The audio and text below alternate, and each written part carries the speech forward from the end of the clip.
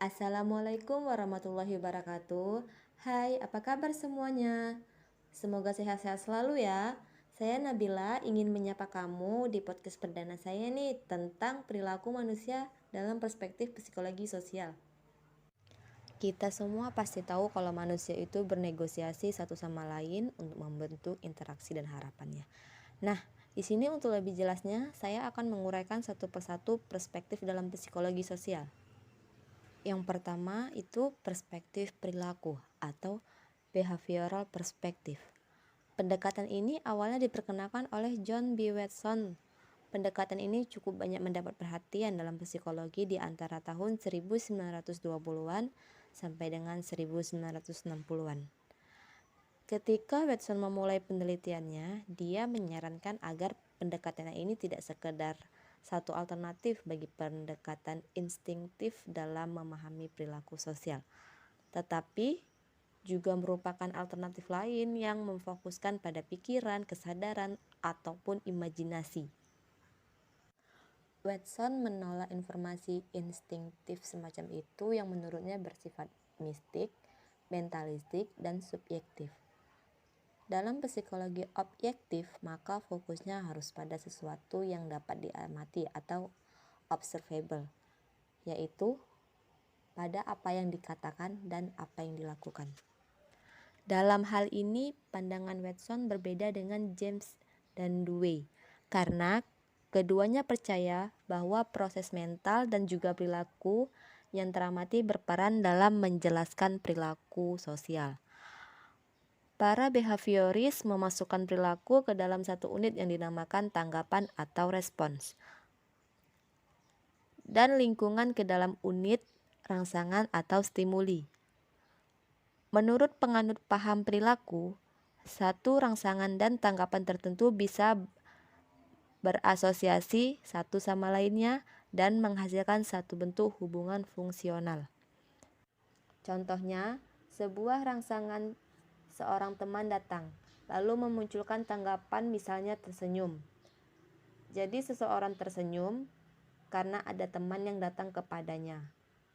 Para behavioris tadi percaya bahwa rangsangan dan tanggapan dapat dihubungkan tanpa mengacu pada pertimbangan mental yang ada dalam diri seseorang. Jadi tidak terlalu mengejutkan jika para behaviorisme tersebut dikategorikan sebagai pihak yang menggunakan pendekatan kotak hitam atau black box. Rangsangan masuk ke sebuah kotak dan menghasilkan tanggapan. Mekanisme di dalam kotak hitam tadi, struktur internal atau proses mental yang mengolah rangsangan dan tanggapan, karena tidak dapat dilihat secara langsung, bukanlah bidang kajian para behavioris tradisional. Kemudian B.F. Skinner membantu mengubah fokus behaviorisme melalui percobaan-percobaan yang dinamakan operan behavior dan reinforcement. Yang dimaksud dengan operan condition adalah setiap perilaku yang beroperasi dalam suatu lingkungan dengan cara tertentu lalu memunculkan akibat atau perubahan dalam lingkungan tersebut. Misalnya, jika kita tersenyum kepada orang lain yang kita hadapi, lalu secara umum akan menghasilkan senyuman yang datangnya dari orang lain tersebut. Dalam kasus ini, tersenyum kepada orang lain tersebut merupakan operan behavior. Yang dimaksud dengan reinforcement adalah proses di mana akibat atau perubahan yang terjadi dalam lingkungan memperkuat perilaku tertentu di masa datang. Misalnya, jika kapan saja kita selalu tersenyum kepada orang asing atau yang belum kita kenal sebelumnya, dan mereka tersenyum kembali kepada kita, maka muncul kemungkinan bahwa jika di kemudian hari kita bertemu dengan orang asing, maka kita akan tersenyum. Perlu diketahui, reinforcement atau penguat bisa bersifat positif dan negatif. Contoh di atas merupakan penguat positif.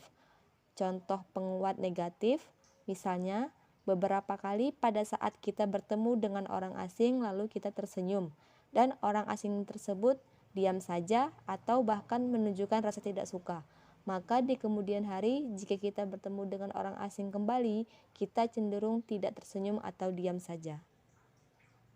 Perspektif selanjutnya yaitu perspektif yang kedua, yaitu perspektif kognitif atau the cognitive perspective.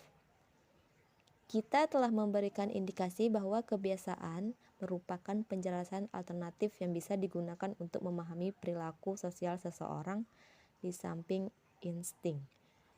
Namun beberapa analisis sosial percaya bahwa kalau hanya kedua hal tersebut yang dijadikan dasar, maka dipandang terlampau ekstrim karena mengabaikan kegiatan mental manusia. Seorang psikolog James Baldwin 1897 menyatakan bahwa paling sedikit ada dua bentuk peniruan. Satu didasarkan pada kebiasaan kita dan yang lainnya didasarkan pada wawasan kita atas diri kita sendiri dan atas orang lain yang perilakunya kita tiru. Walau dengan konsep yang berbeda, seorang sosiolog Charles Coley 1902 sepaham dengan pandangan Baldwin. Keduanya memfokuskan perhatian mereka kepada perilaku sosial yang melibatkan proses mental atau kognitif. Kemudian, banyak para psikolog sosial menggunakan konsep sikap atau attitude untuk memahami proses mental atau kognitif tadi. Dua orang sosiolog W.I. Thomas dan Florian Zenanicki mendefinisikan psikologi sosial sebagai studi tentang sikap, yang diartikannya sebagai proses mental individu yang menentukan tanggapan aktual dan potensial individu dalam dunia sosial. Sikap merupakan predisposisi perilaku. Perspektif selanjutnya yaitu perspektif yang ketiga, perspektif struktural. Telah kita catat bahwa telah terjadi perdebatan di antara para ilmuwan sosial dalam hal menjelaskan perilaku sosial seseorang. Untuk menjelaskan perilaku sosial seseorang dapat dikaji sebagai sesuatu proses yang instintif karena kebiasaan dan juga yang bersumber dari proses mental. Mereka semua tertarik dan dengan cara sebaik mungkin lalu menguraikan hubungan antara masyarakat dengan individu. William James dan John Dewey menekankan pada penjelasan kebiasaan individual. Tetapi mereka juga mencatat bahwa kebiasaan individu mencerminkan kebiasaan kelompok, yaitu adat istiadat masyarakat atau struktur sosial. Para sosiolog yakin bahwa struktur sosial terdiri atas jalinan interaksi antar manusia dengan cara yang relatif stabil. Kita mewarisi struktur sosial dalam satu pola perilaku yang diturunkan oleh satu generasi ke generasi berikutnya melalui proses sosialisasi. Disebabkan oleh struktur sosial, kita mengalami kehidupan sosial yang telah terpolakan. James menguraikan pentingnya dampak struktur sosial atas diri, perasaan kita terhadap diri kita sendiri. Masyarakat mempengaruhi diri. Sosiolog lain Robert Park dari Universitas Chicago memandang bahwa masyarakat mengorganisasikan, mengintegrasikan, dan mengarahkan kekuatan-kekuatan individu-individu ke dalam berbagai macam peran. Melalui peran inilah kita menjadi tahu siapa diri kita. Kita adalah seorang anak, orang tua, guru, mahasiswa, laki-laki, perempuan, Islam, Kristen. Konsep kita tentang diri kita tergantung pada peran yang kita lakukan dalam masyarakat. Yang terakhir, perspektif interaksionis atau interaktionis perspektif. Seorang sosiolog yang bernama George Herbert Mead 1934 yang mengajar psikologi sosial pada Departemen Filsafat Universitas Chicago mengembangkan teori ini. Mead percaya bahwa keanggotaan kita dalam suatu kelompok sosial menghasilkan perilaku bersama yang kita kenal dengan nama budaya. Dalam waktu yang bersamaan, dia juga mengakui bahwa individu-individu yang memegang posisi berbeda dalam satu kelompok mempunyai peran yang berbeda-beda, sehingga memunculkan perilaku yang juga berbeda. Misalnya, perilaku pemimpin berbeda dengan pengikutnya. Dalam kasus ini, Mead tampak juga seorang strukturis, namun dia juga menentang pandangan bahwa perilaku kita melulu dipengaruhi oleh lingkungan sosial atau struktur sosial. Sebaliknya, Mead percaya bahwa kita sebagai bagian dari lingkungan sosial tersebut juga telah membantu menciptakan lingkungan tersebut. Lebih jauh lagi, dia memberi catatan bahwa walau kita sadar akan adanya sikap bersama dalam suatu kelompok atau masyarakat, namun hal tersebut tidaklah berarti bahwa kita senantiasa berkompromi dengannya. Mead juga tidak setuju pada pandangan yang mengatakan bahwa untuk bisa memahami perilaku sosial, maka yang harus dikaji adalah hanya aspek eksternal atau perilaku yang teramati saja.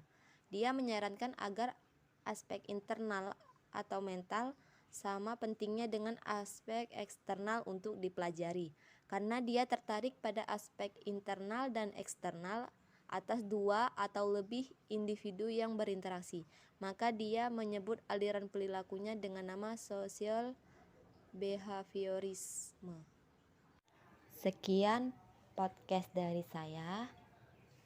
Assalamualaikum warahmatullahi wabarakatuh.